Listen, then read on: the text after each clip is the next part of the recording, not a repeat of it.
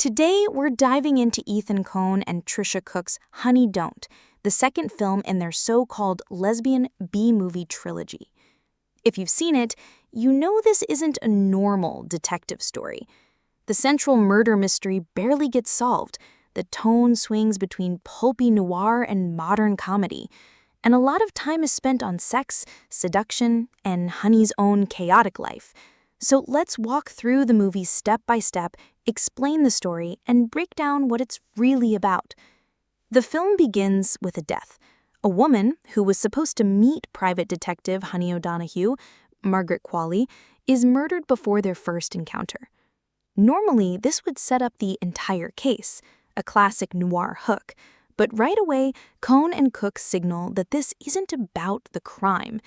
Instead of diving into clues and suspects, the murder becomes background noise. The film treats it like a fish left to rot in the Bakersfield sun, a setup that's technically important but quickly ignored. Honey is introduced in full force, a detective straight out of the 1950s, despite living in modern Bakersfield. She dresses sharp, struts in heels through dust and brush, and insists on using a Rolodex. She's brash, blunt, and queer, making it clear to everyone that she's not interested. From here, the movie spins off into Honey's tangled life. Family drama, she clashes with her exhausted sister Heidi, who seems trapped in domestic chaos, with kids constantly running underfoot. Honey also worries about her troubled teenage niece, Rita.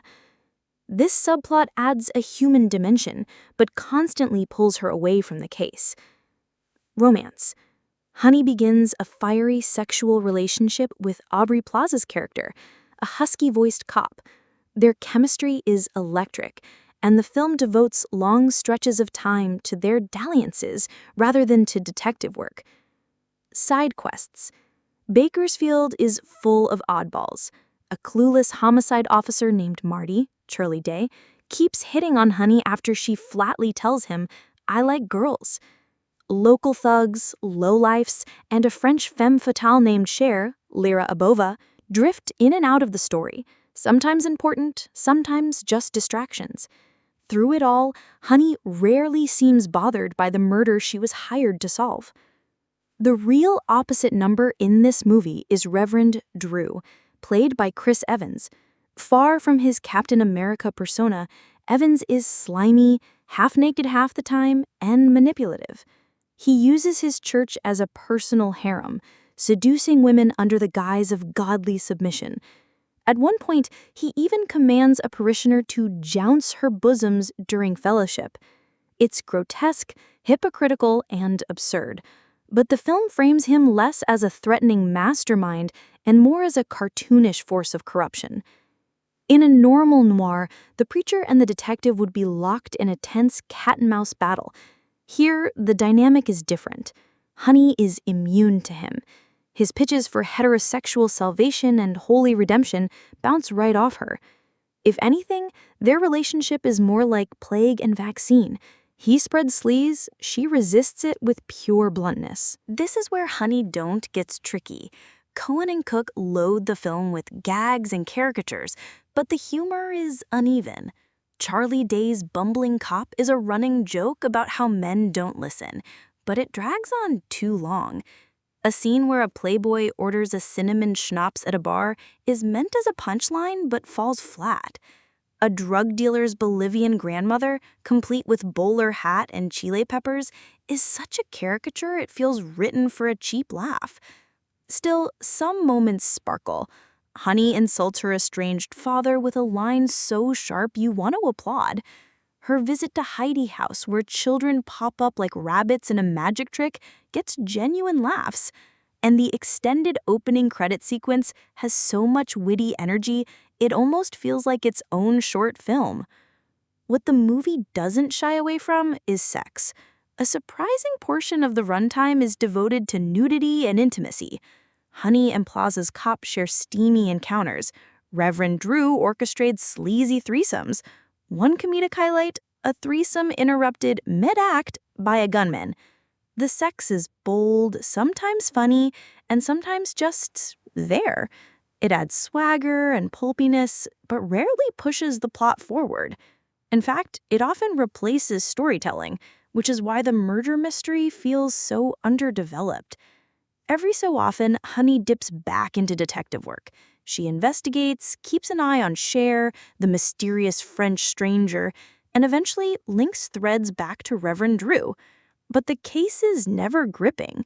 The progression is predictable and staggered, and the so-called big reveal at the end feels clumsy. Instead of tying the threads together, it undermines them, making much of the movie feel like a pointless red herring.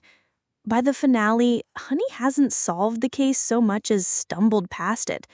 Reverend Drew is exposed as corrupt, but without the sharp payoff you'd expect from a noir showdown.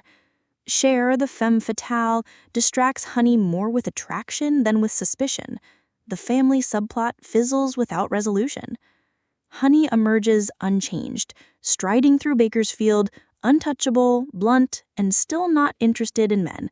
The case barely mattered. What mattered was watching Honey herself navigate this absurd, sleazy world. So, what's the takeaway? Honey Don't is less a detective mystery than a personal playground for Ethan Coen and Tricia Cooke.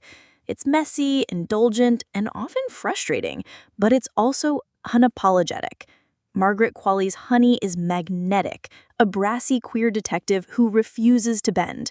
The world around her is absurd, cartoonish, and often stupid, echoing Coen's own line describing himself as straight and stupid, while Cooke is queer and sweet.